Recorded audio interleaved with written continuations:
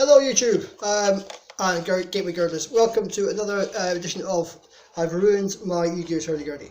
So this is my attempt to make a playable Ugears Hurdy-Gurdy, and it may be different from yours, whatever. Before we start though, two big questions that you're going to ask if you haven't heard of Ugears Hurdy-Gurdy or you're considering one. There are two questions you need to answer. One, is it a real hurdy-gurdy? And two, should you buy one? The answer to the first question is no, it is not a real hurdy-gurdy. But the answer to the second question is yes, you should definitely buy one. They're great fun. Now, what do I mean by that? So, it's a little kit you put together, kind of like a sort of almost like a Gakken kit. You know what Gakken kits are? Gakken kits are sort of like homages to certain designs from the past in Japan. So they make little synths and they make little record players and stuff. They're really cool. It's very much like that. It's an ode to a hurdy-gurdy, and it kind of works like one. And you can make some cool noises out of it, but it's not an instrument. I mean, I've got something to kind of play, as you'll see in a minute.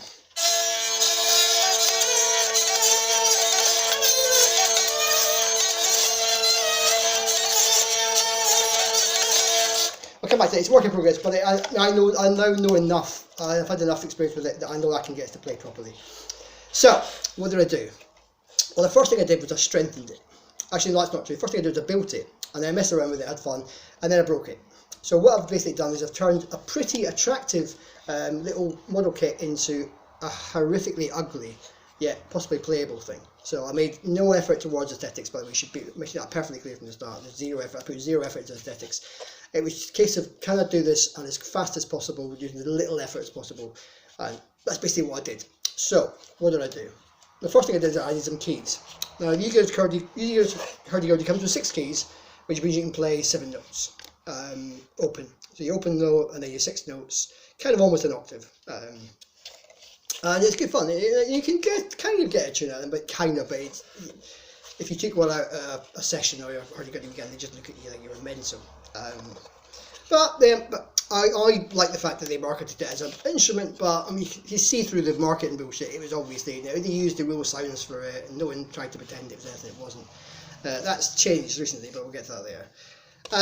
So what I did was I put in some more keys. Now initially I had 3 extra keys, a sharp here, a bit of black keys. I added 2 black keys and an octave key. And then I thought maybe I could get another key in here, and I managed to do it. So now mine now has 1, 2, 3, 4, 5, 6, 7, 8, 9, 10 keys. 10 keys, which gives me almost a full octave, including the octave key. I think 1 note missing, but anyway, plenty enough to play around with. Next thing I did was I sorted the insides out. So this is the original wheel. It's actually the original wheel. It's a right shape, right size for it. It was not the worst thing in the world, although it's looking back, I might have changed the wheel. Never mind. I then put a proper axle and bearing in it. So what I did here was I put a little tailpiece on it, and anchored that down so it's stronger. So that tailpiece is strong and it sort of holds in place. And then put a skate bearing, and you can see that there's a skate bearing here, there's another one inside as well, and there's a little stabiliser here on the inside. So we've got a proper shaft. It's true-ish, kind of. I mean, the next thing I did was I glued it all down so that everything is properly glued. I mean, I messed around with the wheel to get it as straight as possible before I did that, but then I glued it all down so that it's bound together. So when it's bound together, you get a more voluminous sound. There's also a little sound poster here that runs from the top board down to the bottom, so it's the back is sort of curved as well. There's a slight curve in the back, I don't know if you can see it. I bet they would. Let me know in the comments if you want to know how I did any of these things, because I have videos on little bits and pieces. Let me know in the comments. I feel like a proper YouTuber. Wow, that's what they say. So I bent the back piece using a technique which involves a microwave. So basically you microwave the wood damp and it has the same effect as a bending iron, pedal bending iron.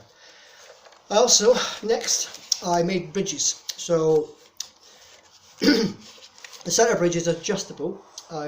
It's as straight as I possibly could make it, and it has these little knurled bolts which move up and down, and stun bolts which I can adjust the height of the bridge. It's kind of at the absolute apex at the moment, so maybe I could have done it a wee bit more accurately, but it works. How I did the keys. These keys are lolly sticks. Little square lolly sticks, these lolly keys, and they're perfect. Now, the first 3 went in no problem at all. The last 2 were a real pain because it's so close. You can see that's really close. So what I had to do was I had to put a staple between them. So see, if you look here closely, you can see there's a staple which separates these two little. Actually, quite a common gurdy trick. Some gurdies have that because in the higher register up in the upper second octave, some gurdies are keys very close together, and one way to do it is to put a staple or a shim in between the two of them. So that's quite common. What's the next thing I do? Oh, I strengthened it substantially. You'll notice there's an extra neck here. This is holding. I mean, it's ugly as hell, but it's holding the neck straight. And there's a similar thing inside on the back. In the back in here, there's a struts across and down to make it a lot stronger. And that's keeping it together because it would fall apart. It's made of paper, really. So I'll put a little crank on it, a little crankshaft, and a little handle, little proper knob. I've also made another drone bridge here. This is from another knurled bolt. And this is quite cool because you can move this in and out with your thumb or finger, and that adjusts. Again, it's right at the apex, but it adjusts the drone against the string. It's all about pressure and friction. It's kind of tuned as a weird tuning because that's the strings I had, and that's where it sits best.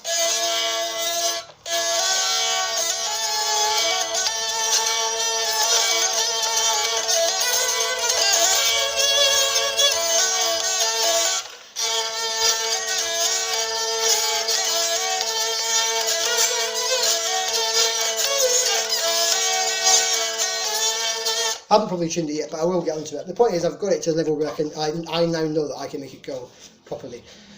Yeah, the headstock is just a bit of wood I kept breaking machine heads. I only had cheap machine heads left after lockdown, so I had to just basically go for these harp tuner pegs, which work. Not ideal, not a perfect thing, but they work.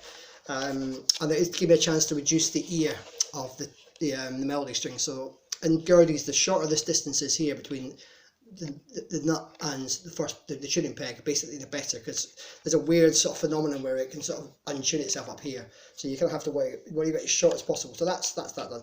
I've got space for another 2 strings, which I might add on. Definitely put one more string on, which will go.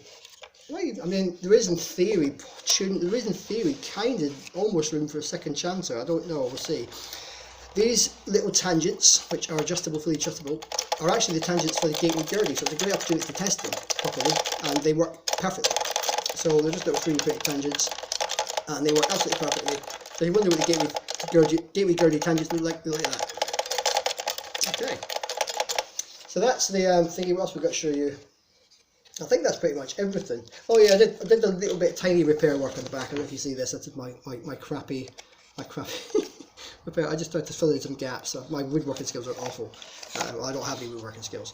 But that said, it works. Like I was saying, if you want to see the other videos on how I did little bits and pieces of it, let us know.